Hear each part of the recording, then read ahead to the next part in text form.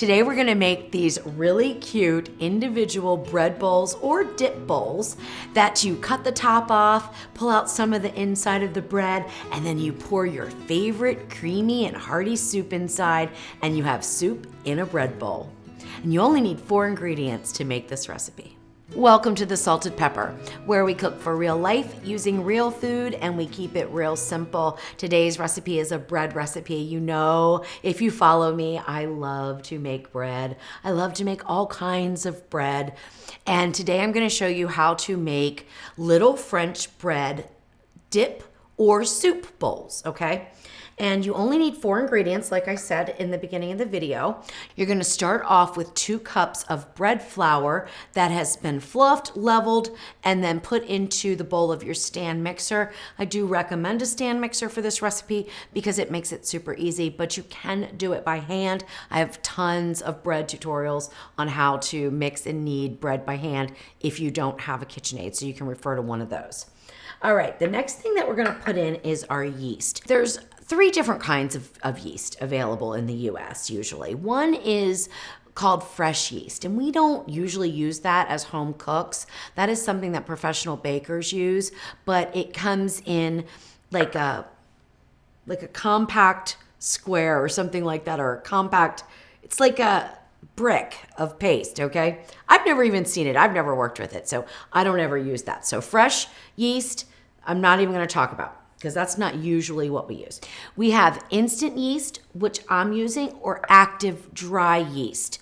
Active dry yeast has larger yeast granules and requires proofing, or proving as it's called in the UK, before we put it into our flour. So you need to mix it with a little bit of warm water and let it sit. It becomes bubbly and it starts to bloom. Now, some people think that you have to add sugar when you're blooming yeast. You don't. It does speed up the process a little bit if you wanted to add just a touch of sugar to your active dry yeast and then a little bit of the warm water. Use the warm water that is in the recipe itself so you don't accidentally overhydrate your dough. The next type of yeast that is common is instant yeast. Now, this can also be rapid rise yeast, it can be bread yeast, a bread machine yeast, and it does not require proofing. We can just put it right in with the flour. The yeast granules are smaller and they just don't require proofing. It's very easy to work with, and I recommend, if you are a novice baker, that you pick up some instant yeast, okay? Not active dry. When you look at the packets in the store, because I buy my yeast in bulk because I bake so much, but when you look at the packets of yeast in the store, they usually come like 3 little packets per package, I guess I'll say. And you'll see on there whether it's bread machine yeast, rapid rise yeast, those are instant yeast, okay?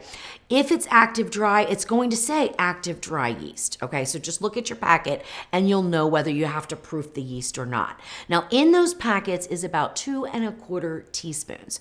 For this recipe, for the 2 cups of flour that we're using, we only need 1 teaspoon of the yeast. So if you have the packets, just measure out 1 teaspoon and put it in here. Now, can you double, triple, quadruple? Quadruple might be pushing it, but you can definitely double or triple this recipe to make more bread bowls. The reason why I'm making just 2 individual bread bowls, or you could form it into 1 large dip bowl if you wanted, is because that is the amount that will bake in the Ninja Combi, and I love using the Ninja Combi for making bread. So I am just doing 2 individual bread bowls today. All right, the yeast is in. Now I'm gonna lower the mixer. I have the dough hook attachment on, and I'm gonna put it on low speed and just sort of mix in the yeast a little bit. And then while the mixer is on low, add in 1/2 cup of warm water.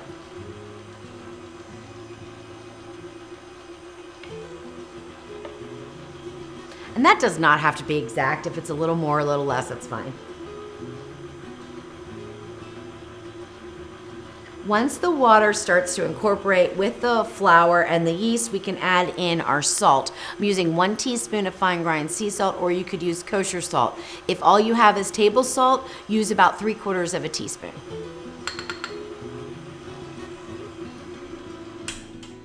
Okay, so I had a total of 1 cup of warm water, which was pretty warm. I keep the temperature of my water in the sink pretty warm. So it was about 104 degrees. That is ideal. If it's a little bit warmer, it's okay, but don't go above 120.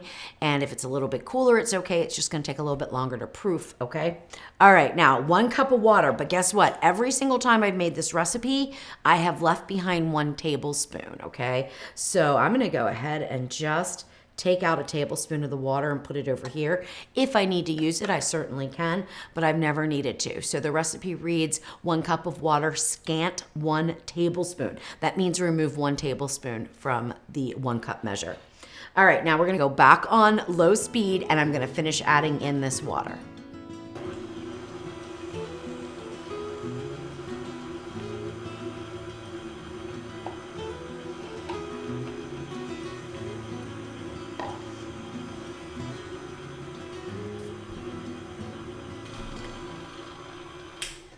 All right, it's almost together, but I'm seeing a little bit of the yeast and flour clinging to the side here. So I'm gonna go ahead and just scrape down the sides just to make sure we get everything into the dough, because it's very important that we have all the yeast in there. And then it's pretty much incorporated, right? But it's not a good dough right now. It's kind of wet and sticky. We are going to go ahead and mix this on level 2, speed 2, on the KitchenAid for about 5 minutes. That's gonna knead the dough. Then I'll be able to determine whether or not I need to add any more flour.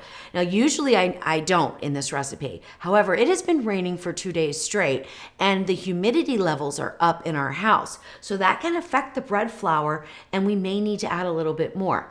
The other thing to note is if you decide to make the recipe with all-purpose flour, because that's all you have on hand, it's perfectly fine. But you may need to eliminate maybe 2 tablespoons of the liquid or add a little bit more flour. The key to making bread is not the recipe itself, okay? I don't usually even use a recipe when I make bread. The key to making bread is knowing what the dough needs to look like after it's kneaded for the hydration level and the type of bread that you're making. So I'm gonna show you exactly what it should look like, how sticky it should be or not be, and then you can adjust your flour and your liquids accordingly so that you get the same results that I get.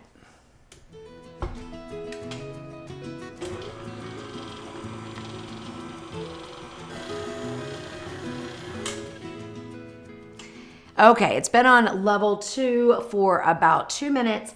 I can tell just by looking at it that this is way too sticky and wet of a dough.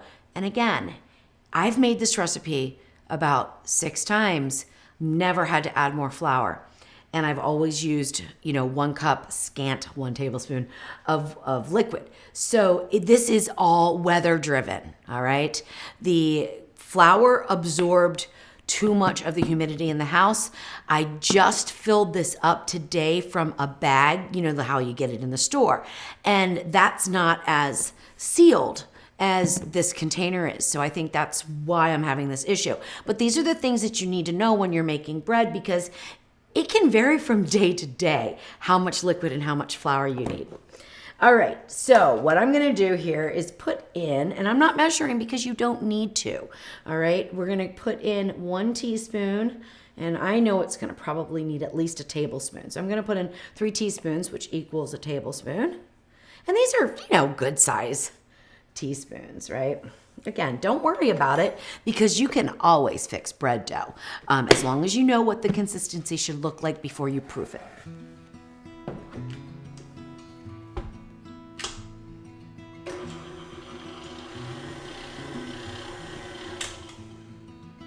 All right, I started out on the low speed to incorporate that extra flour, and then I went up to speed 2 for about 90 seconds or so until everything was incorporated. Now I'm gonna check to see how it feels. I'm noticing that it is sticking at the bottom and it's sticking in about this big of a round size. That is a little bit too big for this recipe. We wanna get it down to about 1/4. That's gonna give the right hydration level. And I know that sounds weird, but that's how I judge the hydration, because the stickier the dough, the more hydrated it is, and the more it sticks to the bottom. And there are some recipes where I would want it to be sticking to the bottom that much, but not this one. Yeah, see how it's really sticky still? Now it's kneading nicely, but it is still very sticky. So we definitely need to add some more flour to this. And I'm gonna go ahead and add another tablespoon, and we're gonna just repeat this process until we get the consistency the way it should be. I mean, this would work, but it would be very difficult to deal with. So for a novice bread baker, I wouldn't recommend it. And I'm gonna put one more tablespoon of flour here. And you know, it's always funny when I make these bread videos because they never really go as planned.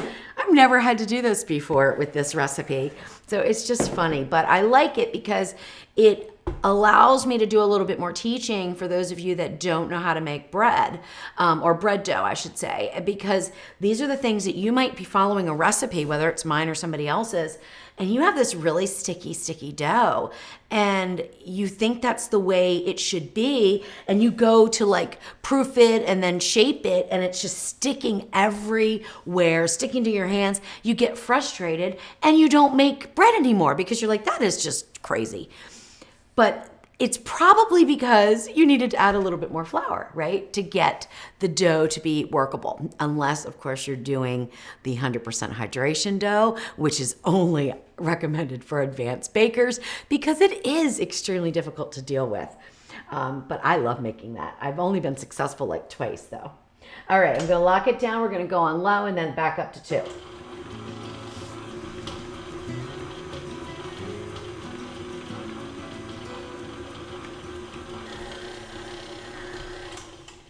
All right, so it was back on level 2 for, I would say about, I don't know, 2 minutes, if that, maybe even just a minute. Now I'm gonna check the tackiness.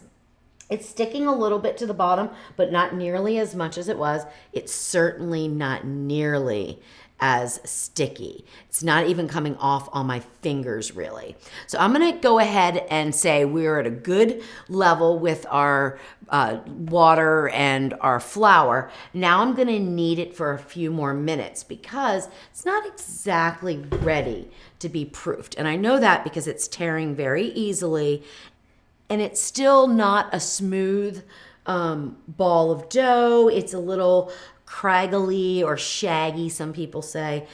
So we're gonna go and knead this for about 2 more minutes, and then we should be ready to go and get it into the Ninja Combi to proof.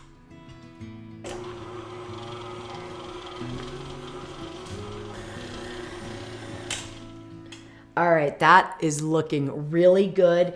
It has pretty much cleanly picked up from the bottom of the bowl, which I'm perfectly fine with for this recipe.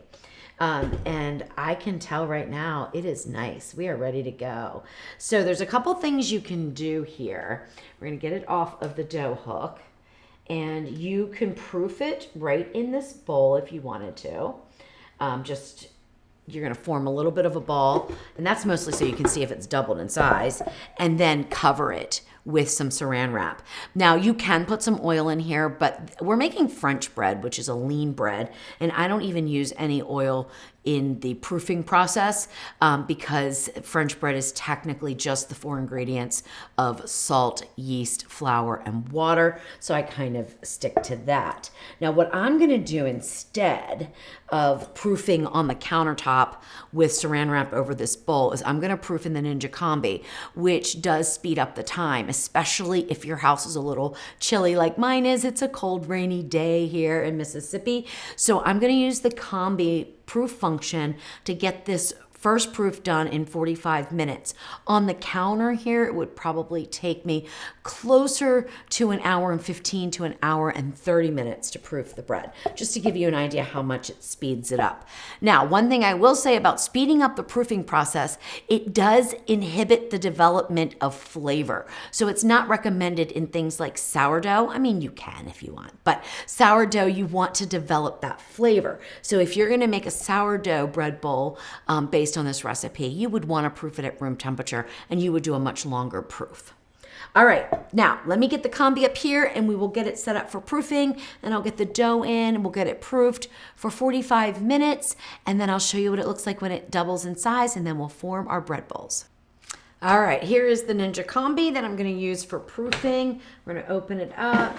Inside I have the combi pan and the rack that fits inside, but we're not gonna use that right now for this first proof. We will use it later after we shape the bread bowls, but for now I'm just gonna put the dough right in the bottom here. You can put a little bit of oil, but you don't have to. I'm not going to. Now take your dough, which has been nicely kneaded, and it's now stretchy, see, without breaking. That is how you know you've got a nicely kneaded dough. And I put it into a little round here. This feels so delightful. It is the perfect texture of dough to work with. I love it. It's not too sticky. It's so soft. Oh, I just love it. And now we put it right in the bottom here. Take a visual because you're gonna see it double in size. Throw it into the lower level of the combi. All right, we're gonna turn the combi on. Now we need the switch to be flipped up on the top here to be able to select the proof function. Take this down until it says proof 90. I go up to 95. It doesn't really matter if you do 90 or 95 degrees. It takes 45 minutes for the first proof usually, and we hit start. It defaults to 45 minutes. Now you just walk away and let the combi do the proofing for your bread dough, and then we'll get it out, divide it, and shape it up. The proof of 45 minutes at 95 degrees Fahrenheit went off just about a minute ago. You can see it just starts to blink 90 degrees. It was proofing though at 95. This is just the default setting. Now we're gonna open this up and I'm gonna show you that it is beautiful and doubled in size. Oh my gosh, this dough looks amazing.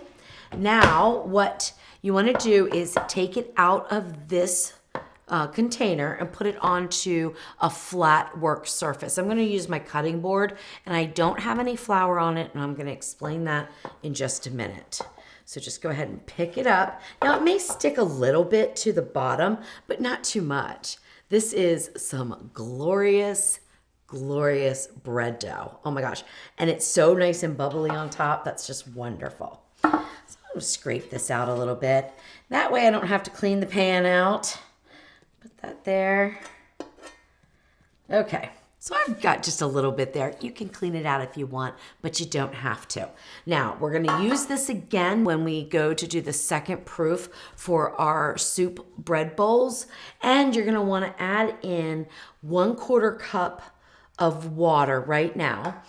And we're gonna put the rack in. Remember I said we would use that later? Now is the time, because we're gonna shape our bread bowls, and we're gonna put them here to rise for the second time. Then we can go directly into using the Combi Crisp feature to get them baked up into these glorious bread bowls. You also want a piece of parchment paper. The reason being is that you don't wanna have these holes showing up on your bread bowl. So just put a little piece of parchment right there. And then I'll set this over to the side while we deal with the dough here. Now I'm gonna put it into a little round here. If you wanted to make a large dip bowl, okay, you would keep this in singular form. I'm gonna divide it because we're doing small soup bowls. But if you wanted to do the dip bowl, you would leave it like this and then shape it just like I'm about to show you how to do it when we split it. Now, I don't get too particular how I divide it. I just kind of eyeball it and divide it in half. But if you wanted to be really particular and have exactly the same size bread bowls, then what you want to do is weigh this, which it should be about 1 pound of dough. And then you would, of course, weigh out equal portions to make your bread bowls. You could also make 3 smaller ones if you wanted to. It's totally up to you. But I'm going to do 2 because I think they're a really nice size.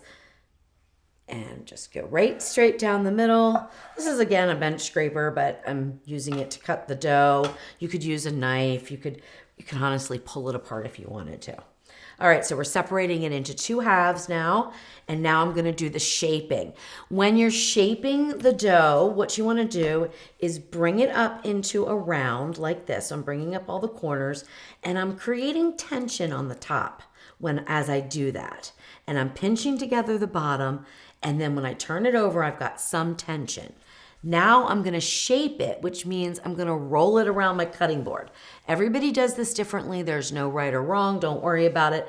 Again, what we're doing is building tension on the top. You want a nice smooth top to your bread bowl. And a lot of times you'll see little bubbles coming out. That is not a bad thing, my friends. So that is fine.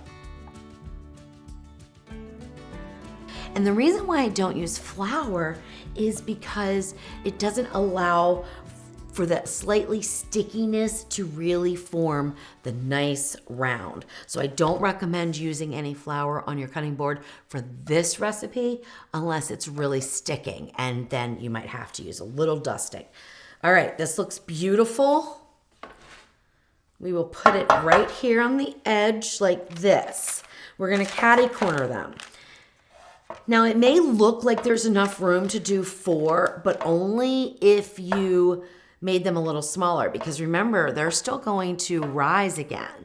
So I do 1 here and 1 here. And let me go ahead and shape the second one. And we repeat and we do the same thing. Now, like I said earlier, if you wanted to do 1 dip bowl, you would just not separate the dough, but the shaping is exactly the same.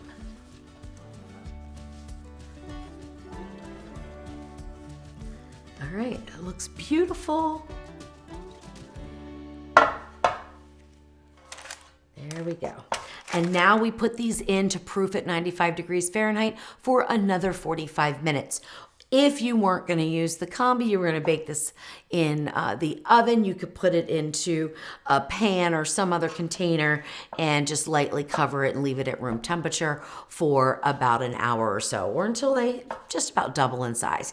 They don't have to totally double the second time. The first time you proof, you want them to double. Second time, we just kind of want to see at least a 75% increase in the size.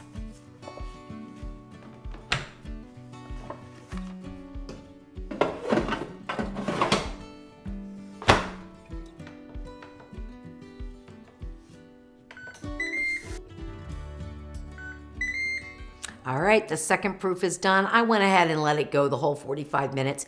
It was probably ready in about 35 minutes, but I just let it run the time out because I was doing something else. And now, oh, I just put my fingernail right into the dough there, but that's okay. No big deal. All right, now what we're gonna do here is score the tops. Now this is optional. I did not score the top when I made them the other day. So really, you don't have to do it, okay? But I'm gonna do it and then we'll see the difference in, if there is any, with the rise. So I have a lame here with a straight edge razor, and I am only gonna do, I think 1, straight down the middle here. Make sure it goes a little bit deeper than that. And some people do an X. I guess I'll do an X on 1. We'll see if there's any difference, right?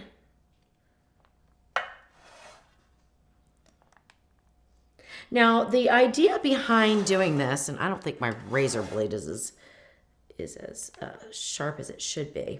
The reason that we do this is so that the bread starts to rise up.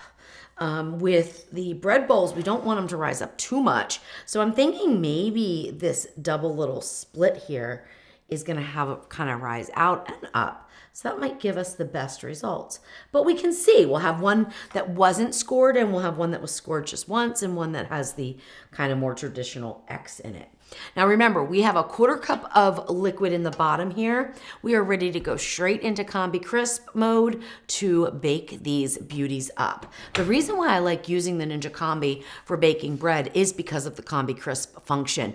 It gives a little bit of steam in the beginning, which helps with what we call oven spring, or in this case, Combi spring, and it helps with the rising of the dough. and it also keeps it a little bit moist so we get a little higher rise before the outside crust sets. But don't use Combi Bake, use Combi Crisp, because Combi Bake will preheat steam for a much longer time than Combi Crisp. It's about 5 minutes of a steam time for the Combi Crisp, and it's 15 to 20 minutes for Combi Bake, and that is too long, I've found, for any bread that I've tried to make. All right, so now for Combi Crisp, we need to have the lever up at the top. Then we're gonna go up all the way here to where it says Combi Crisp, which is the second option in the left-hand row. We wanna take our temperature down to 375, and our time will be 15 minutes, and hit start. The water in the bottom is gonna heat up. It's gonna produce the steam. That takes about 5 minutes. You'll start to see some steam coming out. Meanwhile, the Combi will switch over from the bottom heating element to the top heating element, which is basically air fry mode. So it's got a good fan speed, and it's going to brown and bake our bread perfectly at this temperature, and they will be beautiful. There we go, 15 minutes of steam and crisp, and we are all done. And I didn't even look, so I don't know. You guys are gonna actually see these right as I do. And oh my gosh, they look so good. And guess what? I do think it makes a big difference about scoring, and we're gonna show you that in just a second. All right, so this one was the X, this one was the straight one. Let's take a peek at the bottom, because remember, I did not flip these over, and they look pretty good. Now, there is a difference though. Let me get the other one. They look pretty good, but could they have been flipped? Could you put them back in and air fry for a few minutes? You absolutely could. Don't go back on steam crisp though. Just go on straight air fry if you wanted to brown up the bottom. I'm not gonna worry about it though. Now look at the bottom of this one. The only difference is I wasn't right here near the Combi when this one went off, when it was finished cooking. And so I let them sit in there for a little bit.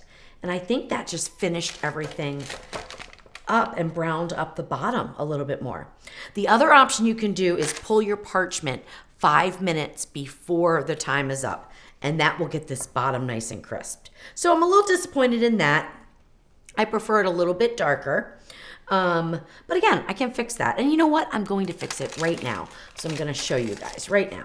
I'm going to leave the parchment in because I don't need the top to be any browner. And we're just going to open back up the Combi, throw this back in. We will go at the highest air fry temperature that we have here. And air fry will be over on this side. Remember, not Combi Crisp, just air fry. We'll go up, I think it's 450 degrees. We don't need to preheat, it's already preheated. And we're just going to hit start, but we only need, let's just do 3 minutes, really. I'll set it for 5, we'll check it at 3. All right, it's been 2.5 minutes, and let me just go ahead and check on them. So we don't want to burn the bottoms. Oh my gosh, beautiful, beautiful, beautiful. 2.5 minutes on 450, look at that. Absolutely gorgeous. Okay. Is it a big deal? Probably not, but if I'm gonna put a soup in there, I would like to have kind of a hard, crispy crust on the bottom. All right, so now what I'm gonna do is turn this off because we don't need to use the Combi anymore. And the bread bowls are quite hot. I'm gonna put them over here for just a second. Move this out of the way. And now we will look at the unscored one. Ooh. The one that was scored just once, and the one that was scored twice. And they are different. Small, medium, large. I love it. They'll all work well, but I kind of like the shape of this one the best. So if possible, go ahead and score in an X. Now, it's important that you let your bread bowls completely cool down, okay? We can't cut them right now or the center's going to be gummy and it's not going to be very pleasant.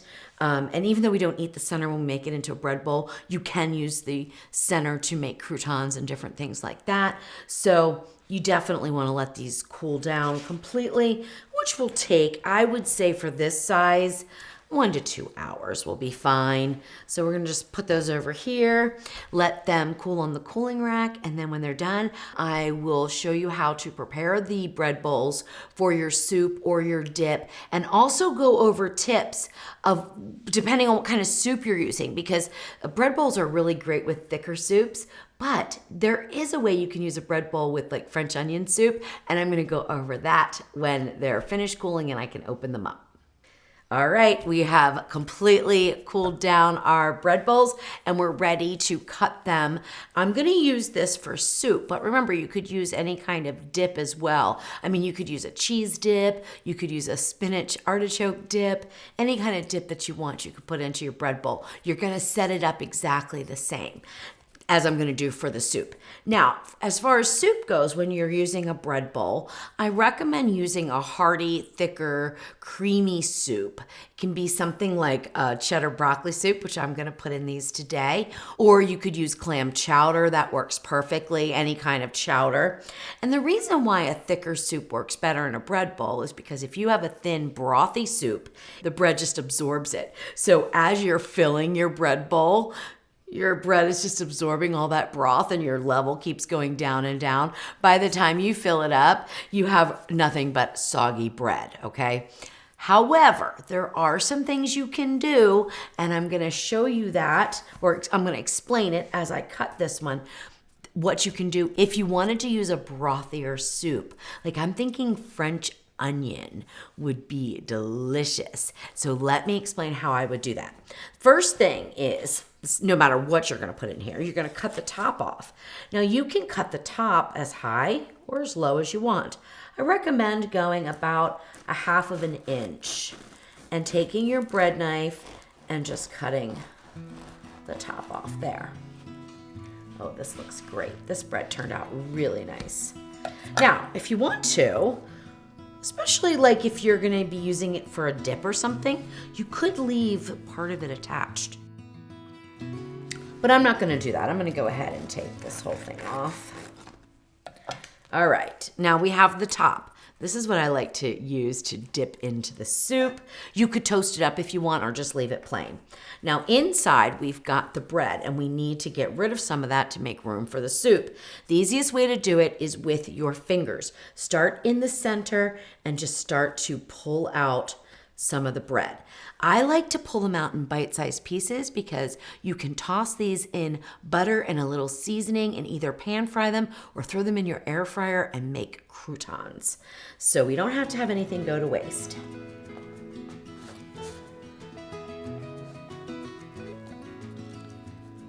What's important when you're pulling the bread out of your bread bowl is to leave at least 1/4 inch all the way around. You don't want to go too close to the edge or your bread bowl won't be sturdy enough to hold the soup. Another thing that I wanted to say is I saw some recipes for bread bowls that called for an enriched dough, which means you add eggs and milk and things like that. I really don't recommend that because those types of doughs are very absorbent once you make bread out of them. I mean, they're like, think brioche, right?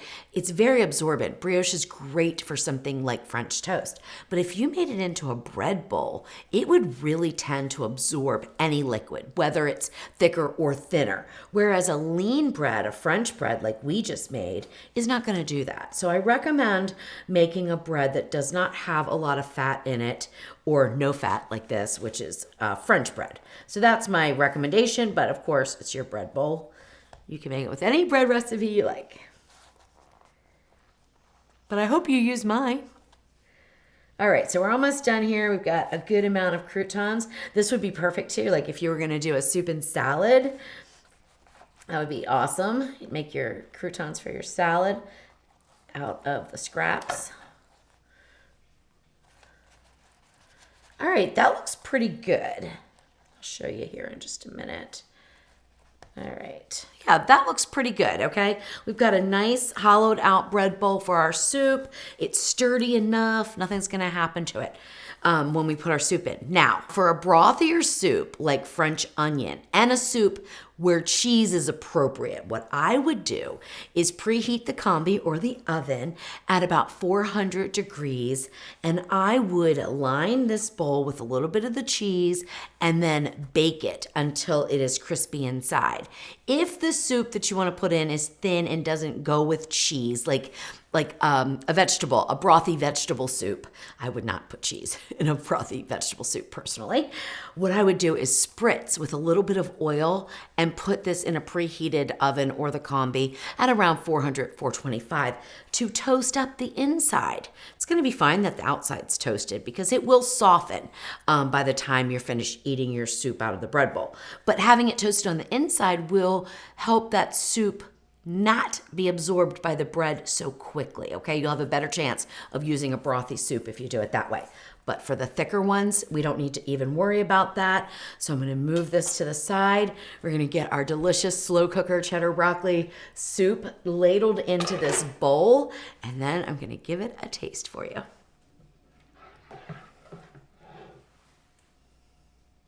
This bread bowl will hold about 2 cups of soup perfectly without it spilling over, okay? Now you could actually probably put in a little bit more. So I would say that's probably about 2¼ cups right there. And that's just as full as I would go, okay? All right, let's set this over to the side, and I'll move this over too because I will make some croutons with those. We have this delicious part. You could toast it up, leave it plain, butter it, do whatever you want. I happen to know this soup is rich enough. I don't need to do that. So I'm gonna tear a little bit off because I like to dunk it in. But first, don't forget the cheese garnish. I mean, this is restaurant quality right here, okay? Both the soup, which I've already tasted so I know, and the bread bowl. It's gorgeous, absolutely gorgeous. All right, let's see what we got here.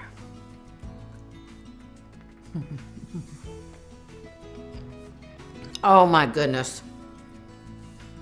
That is absolutely delicious. The texture and the chew of the bread is perfect. So you are gonna really enjoy this bowl of soup, and then you're gonna cut into it when you're done and eat the bread bowl too. Let me just take one more bite. And if you really want a treat, you're gonna make this soup too, which I have a recipe for on my website. Absolutely delicious.